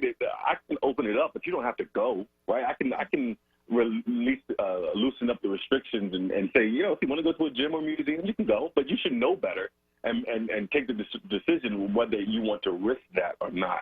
Okay, Chris, we were in these United States of America. Have you seen people talking about they should know better? Have you seen the 500,000 motorcycle thing that happened in South Dakota, North Dakota? Yeah, and absolutely. all of them got sick in the Sturgis. Yes, yes. And well, so, let me ask you, do you think that the government should just have everything shut down until when? I mean, so Chris, let me say this. I think if we bit the bullet in March of this year, right, and taught people, if we had just told people up front instead of piecemealing them around, well, do this, do that, do this, do that. By the time we heard the full story, nobody was listening again, right? Because human beings, they lose their focus after a while. And they were like, well, you have some people over here doing this and some people over here doing that. I'm just going to do what I want to do. Even after Thanksgiving, where you saw the surge in coronavirus cases, where we're now at 350,000 people dead and millions infected, we had more people traveling for the Christmas holidays than we did for Thanksgiving. Come on. So you telling me I should expect that these same folks are going to have good common sense? No, I don't expect that they would, but I think there's a degree to me, and I guess this is the conservative in me, where I think that you don't. I believe in free market, and I believe that if businesses went to non-essential businesses like gyms and museums, they were closed. They were asked to do. They lift the restrictions. They're doing it in a segmented fashion, piece by piece. Are we ready for that? Versus should we do that? I think are two different questions, right? I do think that we needed to come out and be real with the folks at the very beginning and say there's so much more we don't know about this. We're locking things down until further notice. Not we're locking things down until August 30th, and August 30th comes, we're locking things down to September 15th, and then when September 15th comes, we're locking things down to December 22nd, because that creates fatigue and distrust, right? Right. You keep moving the goalposts. We get there, and then you move it again, and we get there, and then you move it again, and now I'm over it, right? Instead of just meeting and managing expectations in the very beginning. So I think that the city failed to manage expectations, but I also think they didn't know enough to really manage expectations. So it's just really, really messy. Would I go to a gym right now? Absolutely not. Would I go walking around to a museum right now? Absolutely not. But if you are reckless with your own life and you want to be able to do that, I think that you should be able to do that, and Darwinism in effect. So hey, if you survive, you survive. If you don't survive, then that's luck of the draw, right? Yeah, it's real interesting. I've seen all kinds of things. I literally shut down going on the trails and riding my bicycles and walking out there because people were running and exercising, sweating, sweat flying everywhere, coughing and sneezing as they're doing all of this, no mask, because according to them they can't exercise in it. So I took my little tail back inside because you're right. Maybe I'm being overly cautious. But I'd like to be able to survive this so I can see my parents. And then we don't know what the full-term effects of this virus is yet. They're still seeing there are hundreds of thousands of people that have recovered, quote unquote, from the virus, and then all of a sudden couldn't walk. All of a sudden have, cognitive issues, like all these things that we're talking about. I have to tell you, Chris, I think we're not only going to be talking about coronavirus till 2023, more viruses are going to pop up. Right? Oh, yeah. And so all this fatigue that we're talking about now, we haven't begun to see anything yet. And they can't create vaccines fast enough to combat this stuff, right? So more people are going to die. And that is the conversation we need to have with folks. Here's the other thing that we have not talked about, Chris, and that is the children who were in school and just not getting the kind of services that they need. Now, this ain't no new condition for black children, because there's plenty of black children that were left behind. Come on, let's talk about it and be about it, right? Plenty of black children were being left behind and not being serviced properly until coronavirus, and now we're all in the same boat, not being serviced properly, right? Yes. What do you think the long-term mental health effects are going to be, not just for the children, but for the parents? Well, I'll go one step further, too. I'll talk about the mental health effects, but also talk about what I believe will be the social impact of it. I think children are feeling isolation. They are, particularly in the grade school age, this is the age where they're starting to learn about socialization, how to socialize, how to be friends and share. I don't know if they're going to be getting that level of socialization now, if they're just learning from home and they're staring at a screen and their internet is going in and out and they're getting a fatigue to it. And so that creates frustration, which will leads to depression, right, or complete withdrawal from the process. Parents are overwhelmed, right? Many of them, even before this pandemic started, may have been working one or two jobs, only had enough time to come home and cook dinner, check homework, and get everything ready for bed. And now maybe there are some parents who aren't able to work from home. And so you have a kid who's sitting at home by themselves on virtual learning. And when the mom gets home, is trying to figure all this stuff out. The assignments aren't coming in right. Again, you're trying to make sure you have internet access, that you can pay for the increase in electricity usage. My biggest fear, though, and we're starting to see the data reflect this, is that kids are just dropping off. Yes. And what is going to happen by the thousands, Chris. By the thousands. And it's going to create such an apathy that we're going to see a new dropout crisis, right? And not even high school dropout crisis, middle school dropout crisis. And we're going to have more, which is in effect going to deepen our poverty rate in this city. It's going to increase gun violence, right? It's going to increase voter apathy because people are just going to be apathetic to all of their surroundings. We're talking about an immense social decline as a result of this pandemic. I agree with you. So what country we move into? I am waiting for them to continue to finish furnishing Mars, and then I'm getting as far away from this planet as possible. There's nowhere on this planet that I want to be. Unbelievable. Unbelievable. But you know what? Look, what is it? Was it New Zealand that got this 100% under control and returned back to normal life? And so if New Zealand can do it, what are we missing? Because I saw that we're too. Spoiled and privileged. And, oh my God, you want me to sit home for 3 months, not go to the gym? I can't go to the movies. I want to go out to the bar and watch the Eagles game and eat hot wings. I mean, such trivial stuff in a large scheme of a global health pandemic that's sickening, ailing people by the hundreds of thousands and killing people by the hundreds of thousands. And, all we want to do is just get back to normal life. And I understand it. Right? I understand the desire to get on a plane and go to Jamaica or go out to a fair, South by Southwest, or, go out to Las Vegas for your birthday and do these things. But in the larger scheme of things, it's not that big a deal. And if we just hunker down and get through this, we will return, because everything is temporary. This is a temporary period to a degree. And then all of the things that we enjoy, the luxuries of life and fun, and then using the parks we can get back to. But those aren't necessities. It's not a necessity to eat funnel cake at Six Flags. It's not a necessity to go pump iron at the gym. It's not a necessity to go tour the Barnes Foundation or the Franklin Institute. These are privileges.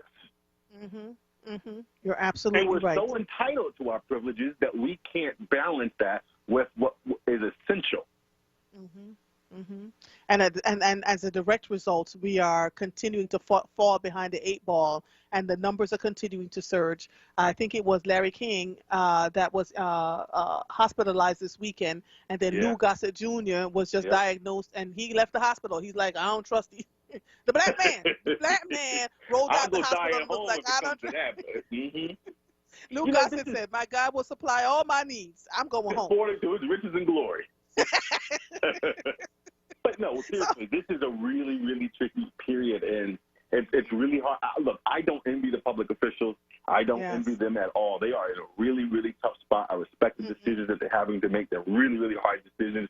Because on one hand, like I said, I'm all about life and liberty and the free market, and I want to be able to open my business when I believe it's necessary. You shouldn't be able to shut me down, because there are some arguments. It's like, well, people can go line up like herds at Walmart and wait to get into Target and Walmart, but I can't open my gym or my museum and have a handful of people come in. What is the difference, right?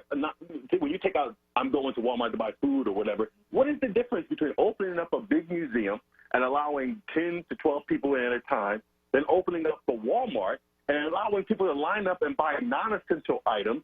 Because remember, at the very beginning of this pandemic, you had retail workers saying the majority of people who are coming in are not buying essential items like paper towels. They're buying TVs, right? And they're shopping and looking for new air fryers and new kitchen sets and knife sets, and they're going there to kill time. So something that they could do online and stop the spread. But from a logical fairness perspective, I understand the argument of a gym owner or museum curator who said it doesn't make sense that I can't open up this large museum and yet people can hoard themselves into a Target and browse the candle section. Right. Yep. You're so right. You're so... Chris, you always make such good sense.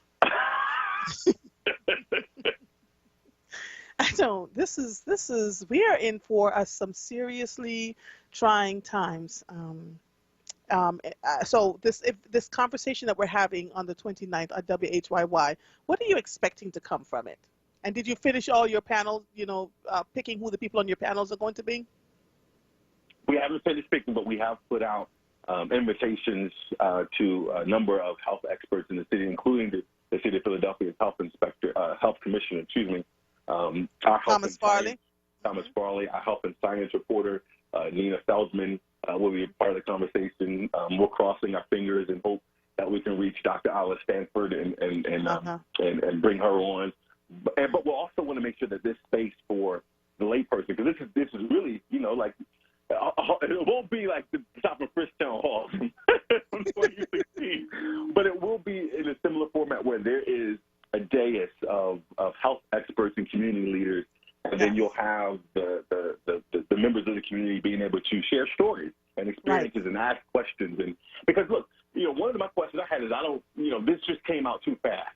How were we supposed to trust something that happened this fast? Yeah. And I mentioned that to Nina Feldman at WHY, and she had a great answer. She was able to say, well, actually, that's a fair question. It's a common question, but here's the reason why it was accelerated. The red tape and the bureaucracy that many pharmaceutical trial drugs have to go through were cut, right? The amount of money that pharmaceuticals have to spend to get into that third trial were cut. And so when I was able to learn some things, I was made less skeptical, but still skeptical. So I think it's also really about getting people the information. Right. It's not to convince people to take the vaccine. It's to get people enough information to justify why they may not want to take it. Or to give them the enough information for them to make the decision on their own whether they are going to do this or not. There was just a thing that came... But it's about acknowledging, again, which is really important, acknowledging why people are mistrustful. That's so important. We can't be glib and say, oh, if you don't want to take it, what's wrong with you? Don't you understand this is for the better of the country? No, we have to create space and acknowledge that this is a real challenge for many people in our community, and we have to respect that. Agreed. Absolutely agree. From the Associated Press, it says that still waiting my turn. Primary care doctors are being left behind in the vaccine rollout. So they're not even getting the primary care doctors. They're not getting the vaccine. Rollout, it was bungled for, and it's unclear why, but as of Saturday, only about 4.2 million Americans have actually gotten the vaccine, and the goal was 20 million by January 1st. So this is going to be, we're going to be dealing with masks and lockdowns and social distancing for a while. For the foreseeable future, yes. Correct. I agree. We may not be having summer concerts at Penn's Landing, right? We may not be having, family reunion cookouts in the way that we have traditionally understood that. But like with everything, we will learn to adapt. Absolutely. If we would stop losing our minds. So let's just pivot, shall we? We've talked about this COVID virus. I'll definitely be tuning in on the 29th. and to talk to you all because I'm very opinionated as a community leader, a black woman. Oh, can you believe it? Can you believe it? But I was like, oh no, see, we're not doing this. So let's pivot a little bit, shall we? The Georgia elections are tomorrow. All right, so pull up your chicken bone. Where do you want the chicken wing to go with the Democrats and the Republicans? What do you think is going to happen here? I know what I think is going to happen. What do you think is going to happen? I think the Democrats are going to take the Senate. Mm-hmm. Yeah, I think that the Republicans created a monster in Trump and completely lost control of it, and they issued way too many contradictory messages. You have the president trying to force and strong arm the Secretary of State to find more votes in an election he thinks is corrupt, and yet at the same time his party is trying to encourage voting participation in a runoff election that is a byproduct of this so-called corrupt election. Right? It's so convoluted and confusing that many of the Trump voters will probably listen to what he says and say it's a rigged election. Why wait in line to vote in a rigged election when they can't even find the 11,000 that Trump said belonged to him? Right? Trump is doing unthinkable long-term damage to the party, and he doesn't care, because when he leaves on January 20th, he's going to focus on the Celebrity Apprentice and lead the Republicans to mire in their own filth and squalor. Celebrity Apprentice, when he leaves on the 20th, he's going to, Letitia James in New York has got dibs on him.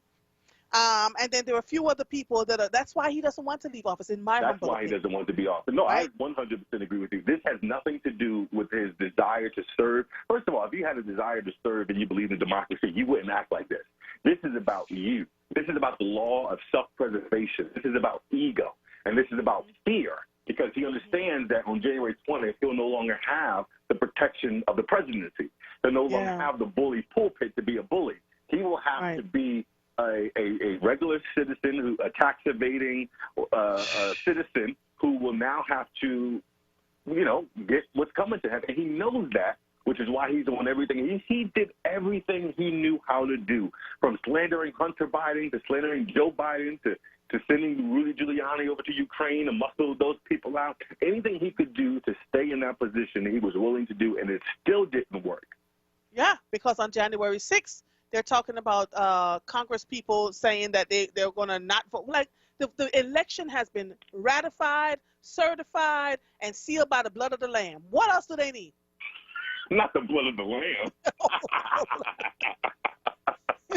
Hold on one second. Let me take another quick break, and you and I will finish this conversation. Mm-hmm. You are listening to The Source, 96.1 FM, 900 AM, streaming live on WURDradio.com. Follow us on all social media platforms at onWURD. 215-634-8065 is the number to call in. We will be right back after these messages. What's up, everyone? I know you know the word, no, not the station, but this word, J-O-B, that is, and our friends at Amoroso's Baking Company are hiring right now. Amoroso's has been baking the delicious bread in our community for over 100 years, and they want you to join their team today. The old and the young love Amoroso's, and they are hiring right now. Check it out. They offer fair pay and provide health, dental, and prescription plans after 90 days employment. Call 856-754-0355 or visit amorososbaking.com for details. As a business owner, hiring and developing people from the community that your company serves is one of the best ways to show commitment to that community. Let WURD Radio help with Livelihood, our new initiative that connects Philadelphians with companies like yours. We'll feature your business, open employment opportunities, and resources to connect your company with talent and ensure that you reach your target demographic. To learn more about how Livelihood can help you build your team, visit wordworks.com. That's WURDworks.com.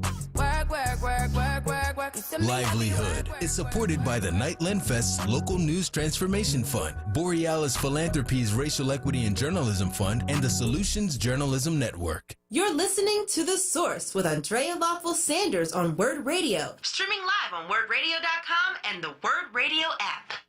Welcome back to The Source. If you're watching me on Facebook Live, you'll see that my husband brought this beautiful strawberry shortcake into my office, and it says, "Happy birthday, Mother." So clearly he conspired with someone to make sure that I have it. It's huge. I can only take a small slice out of it because I'm always working sure to make sure that my diabetes stays under control. So thank you, honey, and thank you, Janelle, and thank you. Oh, this is huge. Hopefully it'll stay right there. I guess when I get off the air, I'm going to be continuing to celebrate this birthday of mine. Chris, are you still there, darling? If you are just joining us, I have on the line Chris Norris from WHYY. He is, let me just make sure that I say this properly. He is the community contributors and engagement editor at WHYY. Chris and I have been having a riveting conversation about the COVID-19 vaccine, the trust factor around it. He's going to be hosting this conversation on January 29th at 6 p.m. It is freely open to the public, and the event is designed to narrowly focus on strategies and messages that can build trust of the vaccine in communities, particularly those populated by Black and brown individuals, as well as acknowledge the historical events that fuel mistrust in the medical sector. So Chris and I had a great conversation about that, and if you missed it, you just go ahead and go back and watch it, right? Because we done pivoted to the...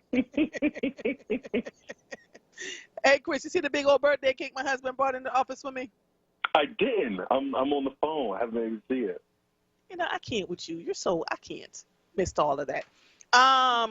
When my birthday passed, I wanted to do a cake, but like you, I was very concerned about the dieting and the health trend. So I said, no ice cream cake for me, Yeah, I'll take a slither of it, and what will happen is that's why my friends love me so much. I'll start to bag them things up in little bags and drop it on my doorknob and put their names on it. They come snatch their cake. They'll come snatch their cake, and especially if they see this, they're gonna be like, "Mama, where's my slice?" So I'll be happy to share with them. So we're pivoting.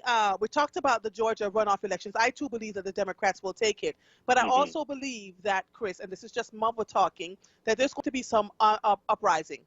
We have to be very careful and mind what's going on in our communities, because there are people, those 70 million people are not just folks who are living in a tent somewhere that don't know they're behind some hole in the ground. Those 70 million people are doctors and lawyers and police officers who have believed wholeheartedly in this president of the United States. And some of them have begun these groups, the QAnon and the Proud Boys. Those groups didn't just pop up out of thin air. They've been going around for a while, right? And they're feeling emboldened. You saw what happened in Tennessee on Christmas Day. They have yet to call it domestic terrorism. You know this? Yeah, I don't even know if they even use the term suicide bomber. Child, please. Yeah, but what is it like to live in a country so consistently where you can see blatantly how they favor one group of people over another? I mean, I was born and raised somewhere else, so my culture and what's steeped inside of me comes from a different place. So I look at this stuff and I'm going, do y'all not see what I see? Or you just so tired and exhausted that you just like, How is it that we can make excuses for whole groups of people? The man went into the middle of the city and blew up all these office buildings, right? And I was talking to one of my friends, and she said, that couldn't happen in Philly, right? Because Philly, we'd have been like, nah, you don't look like you don't belong here. I'm going to drop a dime on you. And while we're waiting for the cops to come, we're going to hold you down. How about that? And so it's hard to, in a place like Philadelphia, I feel more comfortable because we don't put up with a lot of that stuff. But in other parts of the country, I feel like there will be an uprising. You know what I'm saying? But only time will tell what's happening, because we're seeing little bits and pieces of it around. What are your thoughts? An uprising in terms of a civil war? Yes. Yeah, I agree. And honestly, I think that there are stages to civil war. I would argue and have argued that we're already in the civil war. Oh, yeah, we are. We are. But a lot of people don't want to talk about it, though, Chris. We are. We're already in the civil war. We've been in the civil war. We're in the middle of a civil war. We're in the middle of a pandemic. And it is a lot of stressors that are happening, and we have to sometimes use these languages and this phraseology to really crystallize and understand where we are. And just because we're not out in an open field with muskets, don't mean that we're not at war with our neighbor. Okay, this country is divided, has always been divided, but I've never seen anything like this. With Proud Boys versus Black Lives Matter versus Antifa, with weeks-long riots or uprisings in Seattle and Portland and I mean, this is chaos. This country is in absolute chaos, and there is a leadership vacuum all the way up to the White House down to city halls. And it's not going to be fixed overnight. Everything won't change because it's new year, new me. Everything won't change when Joe Biden and Kamala Harris are signed in on the 20th. We are in for the long haul. We have to strap up, be disciplined, and as they say, as the old folks say, gird your loins. Real tight, honey. Real tight. My Lord. So what do you think is going to happen leading up to January 20th? Do you think we'll have a peaceful transference of power? Do you think they'll have to snatch the president by his wig and take him out, or will he leave in a huff? I think that when he lost the election, a couple of days after the election night, I knew that it was clear what was going to happen, and I said to a friend of mine, he will not show up to the inauguration. He will counter program. He will put a rally out, and I think they've been even talking about this at this point. I think he's just going to go do a rally. He won't even show up to the inauguration, and he won't shake Biden's hand. They won't walk to the helicopter. There won't be any of that. He will go somewhere else and throw his party and be the center of attention because he's not willing to sit at the inauguration. Look, I'll be surprised if this man shows at that inauguration and sits there while people praise and laud Joe Biden and he's sworn in and he has to be sitting there sulking. I don't see that happening. I think he'll counter program, but he will leave. I'm not buying. Well, he doesn't have a choice. He does not have a choice. Exactly. The way the government is set up, they'll rip that phone out the wall and say, "Sir." It's set up so that we can't have that kind of anarchy. Although they're trying their best to create it. How do you feel what he's realizing also, Andrew, is that the government is not his. Right? He thought that if I put Supreme Court justices on the court, they will do whatever I ask them to do. And I'm sure he was stunned when they threw out his cases and when they weren't advocating for his presidency the way he thought he is. I think he thinks the Secret Service are his personal bodyguards, and they will protect him against Joe Biden. When the clock strikes noon on January 20th, they will evict him. Yep, and literally evict him. Like, here's your pay. There you go. You ain't got to go home, but you got to get up out of here because you don't have no more. There is no more room in the inn for you, sir. Biden is coming. Now, with a few minutes that we have left, do you think things will get better for us under President-elect Biden and Kamala Harris? Or because, people don't realize that some things will be able to change right away. Other things will take time, right? Do you think that President-elect Biden has enough wherewithal? Because he already says he's going to be a one-term president, and that's part of the reason why so many white folks are up in arms, right? Oh, we have a Negra that could be the president of the United States. Another one and a woman? We cannot have that. And so the feeling of black people aren't smart enough, black and brown people aren't smart enough or should not be in those positions, of the feeling of people saying to us, well, you're in this job. How did you get this job? I got the degree and my uncle so-and-so would have had the job. Like what do you think is going to happen with us in the next 10, 15, 20 years? Well, for starters, I don't know why anyone would be scared of having a black woman lead the country when these last 4 years have showed the myth of white male competency. This idea that white men are know-it-all, they're stronger, they're smarter, they are more organized. It just isn't true. That's not to dismiss or besmirch the entire race. And I'm not trying to make Donald Trump indicative of the white race, but I am simply saying the idea that white men are smarter and that white men in power means that everything will be better, that's just simply not true. And I'm willing to vote for whoever is competent and whoever can do the job and whoever is willing to be trustworthy. Now, to your question of will life get better, I think it depends on what you mean get better. Will we have someone in the White House that we won't have to worry about making headline news every day for lying and cheating and stealing and maybe raping? No. Right? Things will get better there. Right? We'll have some consistency there. We'll have somebody who we know has adequately staffed the government with people who have done this job before, who have experience, who have proven integrity, who have built up trust and goodwill. Yeah, so I think our minds will be put at ease, so there will be a mental health aspect to it that may get better. But in terms of policy, Joe Biden is a moderate, and Kamala Harris is still unclear where she is. And so if you were hoping that Joe Biden will get in office and we'll have a serious conversation about defunding the police or reallocating resources to solve crime. I don't think that's going to happen. He already says he doesn't believe in doing that. So I don't think we'll see any real dramatic change, but I think we will be going back to a normal status quo that preceded Donald Trump. All right. Tell us again about your event on the 29th and how people can get tickets or how they can, get to be a part of it. Absolutely. Save the date, January 29th, 6 p.m., the Trust Factor, Vaccines in Communities, presented by WHRY. And the coming days and weeks, more information will be released, including how to RSVP and who some of our panelists will be. And so just stay tuned to our Twitter feed at WHRY News. Join our newsletter. You can just go to WHRY.org and join the newsletter and get more information. And, of course, I'll be keeping Andrea abreast to what's happening, updated. So hopefully she'll be sharing it with the audience as well. Oh, I absolutely will. Chris, the Flood, the Drummer, Norris, thank you so much. It's a pleasure. It was great spending the last hour of the show with my birthday. By, didn't it? Because we do it all the time. That's when you've got that certain thing, It's not forced. We know each other well, and so it works well. So it was a pleasure. Thank you so much for spending this last hour of my birthday with me. I will be catching up with you soon, and you and I will be doing some amazing work this year. I feel it in my bones. Okay? Absolutely. Thank you so much. Talk to you soon. All right. Thank you. Bye-bye.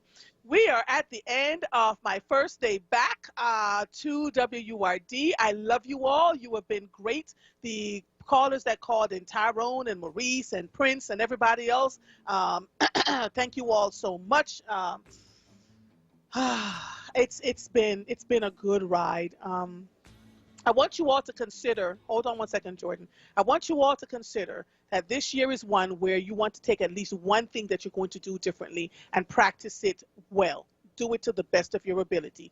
Don't sit around talking about people, because nothing comes from talking about people than more distrust and discord. We're in a serious time in this country. We've got to get better. Coming up next is Evening Words with Nick Taliaferro. I'm Andrea Lawful Sanders. I am going to go enjoy this hellified cake that my husband brought in for me. I'll see you when I see you. Goodbye.